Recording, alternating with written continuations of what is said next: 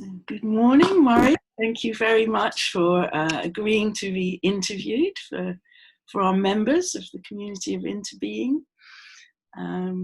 It's a beautiful morning on the 6th of January, so we're into the new year, and it's a lovely start to the new year to speak with you. It'd be lovely for our community to hear a bit more about you, because you're one of our Dharma teachers, very senior practitioner and teacher in the English or British part of our Plum Village lineage. And you do a lot of wonderful things, which I've experienced personally, because you've led a retreat for my local Sangha here in Kent. On that retreat, you told us a few really lovely stories as well of how you got into this practice and meeting Thai and so on, which were quite inspiring. So my first question is similar, like how did you get into all this, into mindfulness and Buddhism? Well, it's I think I got in by the back door. I was doing a lot of competitive sailing. This is about 30 years ago. And my tuning partner, who's also my best friend, had a problem with his boat. And the net result of that was that he went to a meditation center to fix it because they had a workshop there. And I saw him start to meditate. And I then saw the effect that he'd had on his sailing.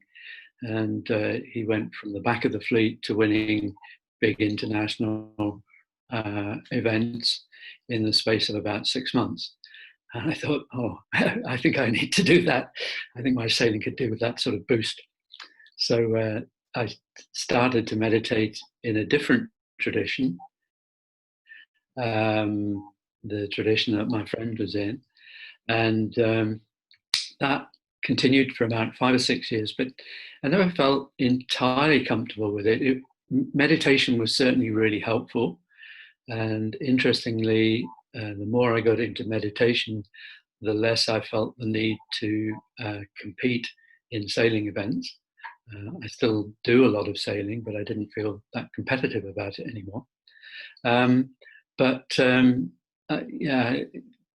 been in that tradition for a number of years, and I must have read books by Thich Nhat Hanh, because one day I went to a Sangha meeting and somebody said, "Did you know that Thich Nhat Hanh is going to lead a retreat in the UK?"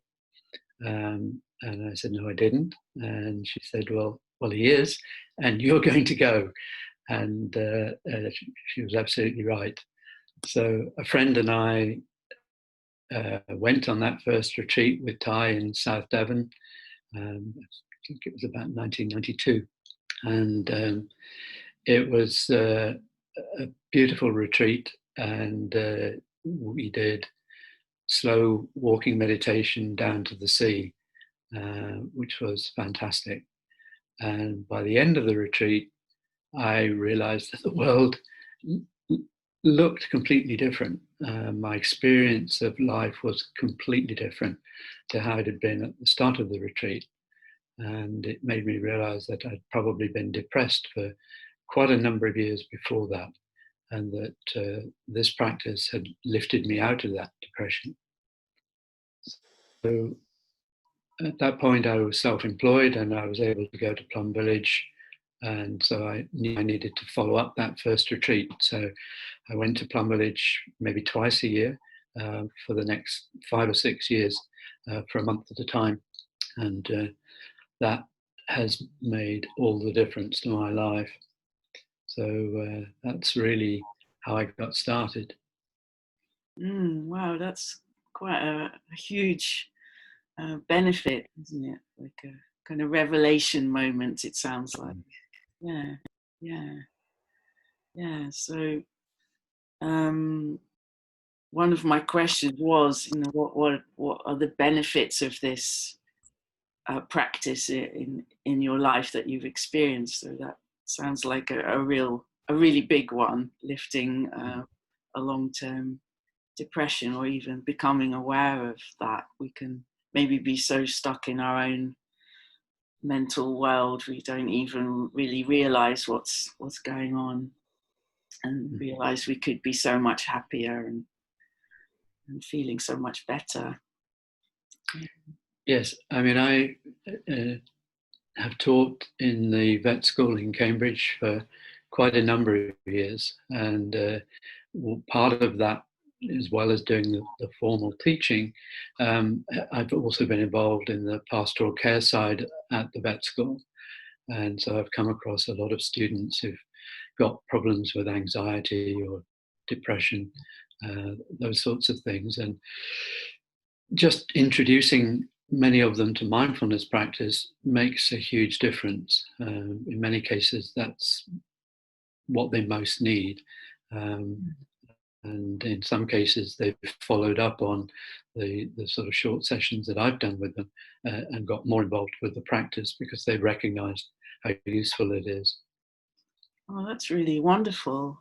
Really wonderful. So you were able to introduce that a little bit. Was that at the University of Cambridge, or where? Yes, that's right. I mean, I do a formal session each year to people going into the final year about how to look after yourself in clinical practice. And a lot of that is about mindfulness. It's also about recognizing the pressures that are there and responding appropriately to those, and not overreacting and not trying to run away from those things.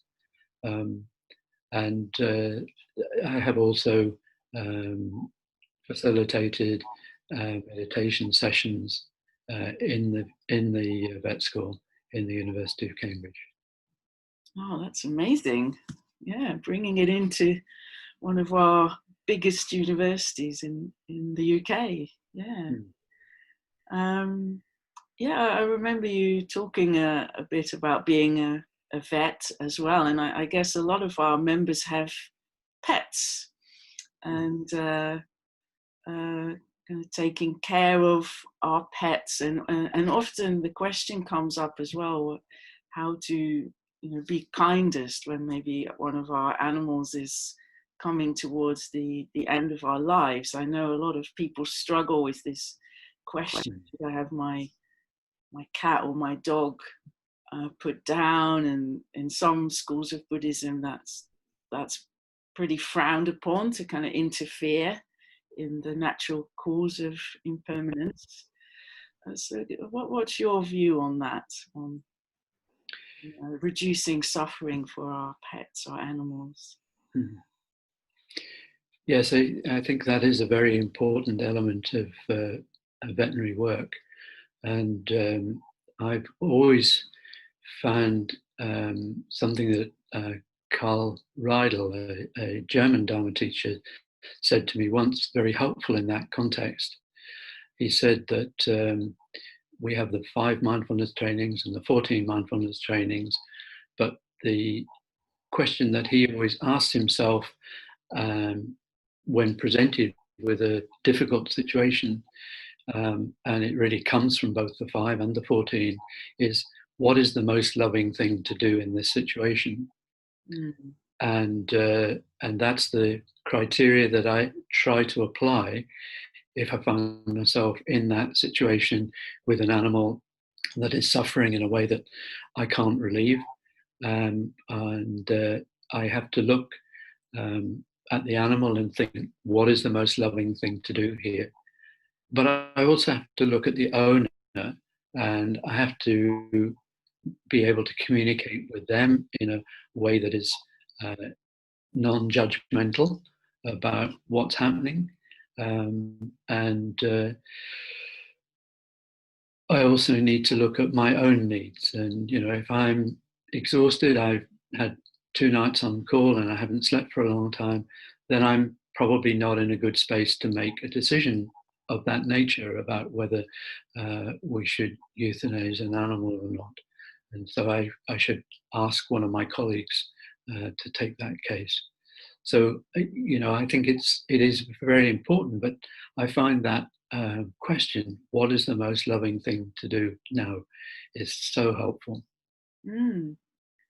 Yeah, and that's really a question you can probably apply to many different challenging situations in our lives, and particularly concerning any relationships with others, isn't it?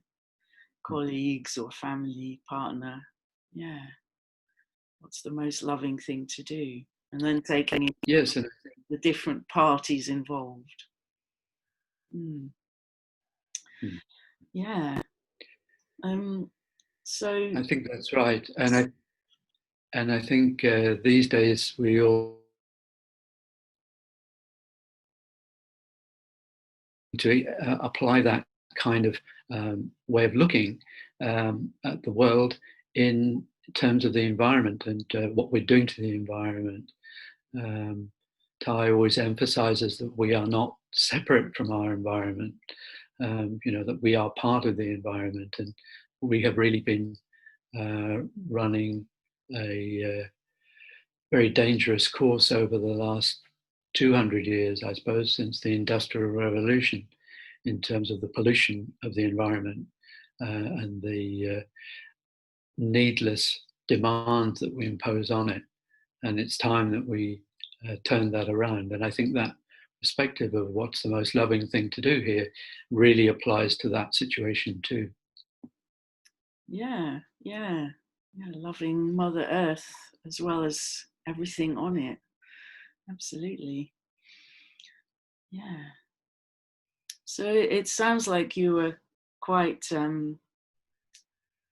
taken by the Plum Village practice on that first retreat you went on, walking to the sea. So what kind of specifically drew you into this practice from, because you started in another lineage? What was particularly inspirational or motivating? I think the most inspirational thing was that I could see that this practice made a real difference to everybody who really committed to it, and that there was no tension between what people said and what they did. Their their actions were reflected in their words, um, and that I think was something that I found really inspiring. Um, Mm. and that has really encouraged me. I think the other thing was the idea that the practice has to go out into the outside world, and that we can do that in our daily lives. And that was also uh, something that I had really struggled with previously, and I found that really helpful. So, in my veterinary work, when I go for a walk, really engaging with the environment and really looking to see what's there and recognize my impact on that. Um, those sorts of things, I think, really made this practice stand out from anything that I'd known previously. Yeah, yeah, that makes a lot of sense. That's my experience as well. Mm. So what is the kind of focus of your personal practice at the moment? Because you're no longer working full time as a veterinarian, but you're obviously still contributing to the university course, as you mentioned.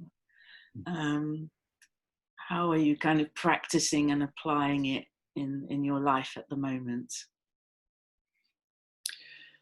Yeah, I retired 2.5 years ago, and I think I'm still trying to adapt to that. Um, it's been quite a learning experience of trying to um, remain stable in the absence of a clear structure for every day. Um, and I still do some teaching in the university, and I really enjoy that. And I still have the interaction with my colleagues and friends there, and so that's also really helpful. But of course, being retired has now given me more time for Dharma work, and so I facilitate a number of retreats each year. I do a number of days of mindfulness for different sanghas, and that's been great, and I get a lot out of those. We also have the Sangha sailing holiday. Yeah. A number of years. It started with the Cambridge Sangha, and it soon spread to include people from all around Britain, and that's been great fun. And sailing is a very mindful activity. It has to be, because otherwise you either get wet or you get hit on the head. So it's actually a really natural way into mindfulness practice, and those have been very joyful events. Yeah. So so aside from the mindfulness of sailing in terms of safety, what other things might people kind of learn on those trips in terms of Buddhist practice or mindfulness? Because it's not like a retreat, is it? It's a bit different from your typical retreat. Yeah. What would be happening? I think that's right. I mean, we've always called it a sailing holiday rather than a retreat, but I think it frequently does act as a retreat because, in fact, it's the boats don't have engines, and so, or at least we don't use engines, and so we have to go with whatever the day brings. If there's wind, then we can sail. If there's no wind, then we either stay where we are or we have to push the boats along with poles. And so there is a kind of slowing down that happens during the course of the week. And that gives people a real chance to engage with the natural world. A wonderful wetland area with a lot of wildlife. And we frequently see, birds and animals that you wouldn't see anywhere else. And so that is also another thing to help people to engage with the world around us. And of course, you also have to be engaged with the wind and the weather. If you're not aware of where the wind is coming from, the boat's not going to go anywhere very quickly. And so you have to be constantly aware of what the wind is doing, what the current is doing, where the bank is, and things like that. So it's it requires a lot of mindfulness to sail, but it's also fun. And I think that's something else that I really like in this practice, is Thay's emphasis on the need to take pleasure in our practice, that if it's to be sustainable, we need to enjoy it. So we need to do things like sailing, like outside walking, things like that we can do and enjoy as part of our practice. Yeah, and that's in July, is it, your next sailing holiday? That's right. Yeah, we've got the dates in the newsletter, so you can find them. Listeners and viewers can find it and sign up. Yeah, are there still places? No, I think we're getting pretty full now. Oh, but really? Wow. Okay. Always pleased to hear from people, because we'll almost certainly run one next year, and it's never too soon to get your name down. Yeah, sounds like it. Go on the list. Yeah, I'd like to do it one year, because I sailed a lot with my father when I was young, and I kind of miss it, because I lost my father as well, and I lost the sailing, so it's on my list of desires, mindfulness bucket list. Yeah. So So you're teaching that, and in February, that's coming up very soon, starting on the 6th, I think. You are running a retreat on the path. Karin,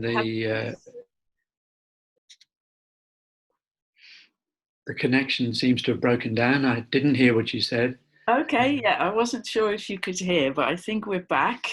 We think we're back. Yeah, I was saying in February, at the beginning of February, starting on the 6th, you're running a 3-day retreat called The Path to Happiness, Practices for an Engaged Life. Mm-hmm. So that's near Inverness in Scotland. Sounds really right. good. So are there still places on that retreat? I think so, yes. I'm not involved with the booking, but I think from talking with people who are, that there are still places there. Yeah. So it says it's going to be about developing resilience in our lives as well. So can you say a little bit more about that, about how we need resilience to really apply our practice and be socially engaged? Yes, I think resilience is really very important.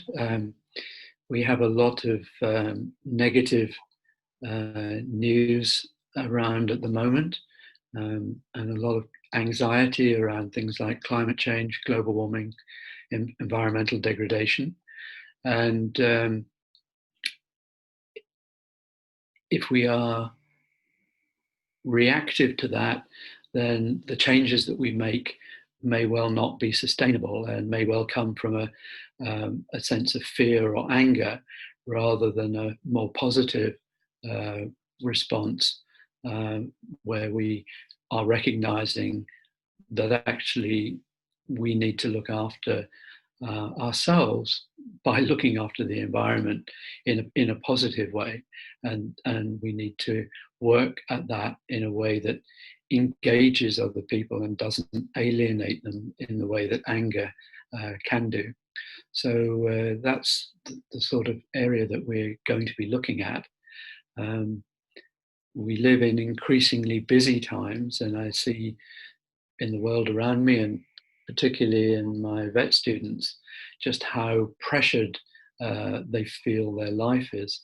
And we need the resilience to cope with that, and also the ability to stand back a little bit and say, well, actually, maybe I don't need to, have a social media account, or maybe I don't need to be constantly, going off for social times with crowds of friends in unmindful ways. So, it's really about giving us a resource to work in a mindful way.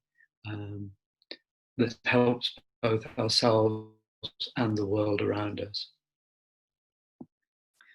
Yeah, and there's a lot of kind of research now into how mindfulness develops resilience and particularly a sort of compassionate practice and self-compassion. So it's really backed up by the neuroscience as well, I think. Yeah.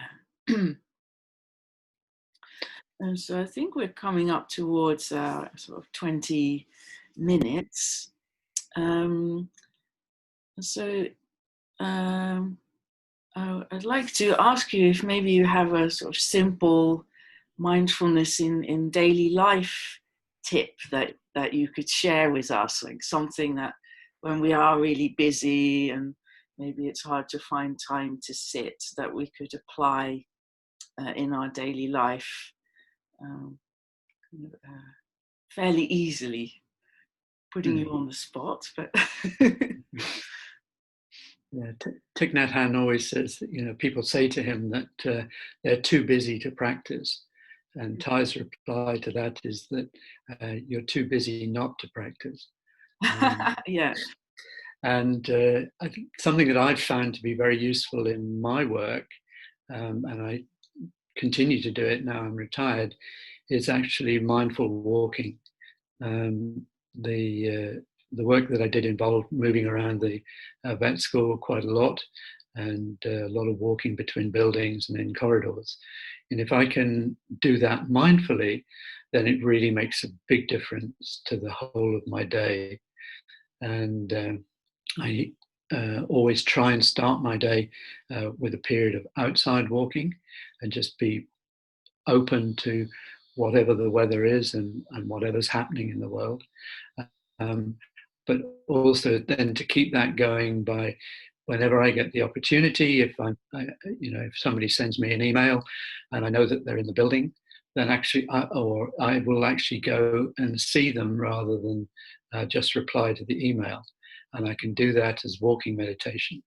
And that usually ends up saving time, paradoxically, because one, I end up in a better space when I'm talking with them, and two, it helps me to see the bigger picture. And frequently, we end up dealing with other uh, things that need to be talked about, but which hadn't just been brought up in the email. So it can be a different way of being efficient, but it's also, I find, more pleasant than just sitting typing on my computer. Oh, that's a great one. Yeah, yeah. I was kind of hoping you'd mention that one because you mentioned that on our retreat, and I've been applying it. So, and also sometimes if I can't physically go to the person, instead of emailing back, I'll actually phone them, which is also quite radical now because most people don't spontaneously phone each other anymore, and certainly in business, you kind of make a phone appointment nowadays. And often people are quite pleased to actually, to have someone phone them and speak to them live in person. So really like that one. Yeah, is there anything else you'd like to share about things you're doing this year? You're also doing one of the Dharma training program retreats. Is that right? Okay. Yeah, the Dharma training program this year is about the six perfections, and we're taking two of the perfections in each of three retreats. So the first retreat is the beginning of February, and then the one that I'm doing will be in May, and then there's another one in the autumn. And I'm also involved in a retreat in Poland in September. This is the 7th year in a row that I've been to Poland, and we've seen the Sangha there growing. Started as just people from Warsaw, and now we are getting people coming from all over Poland, and we've got new Sanghas been set up throughout Poland. So it's been a great pleasure to be involved with that, and also to have support of order members and others from the UK who've also come and supported those retreats.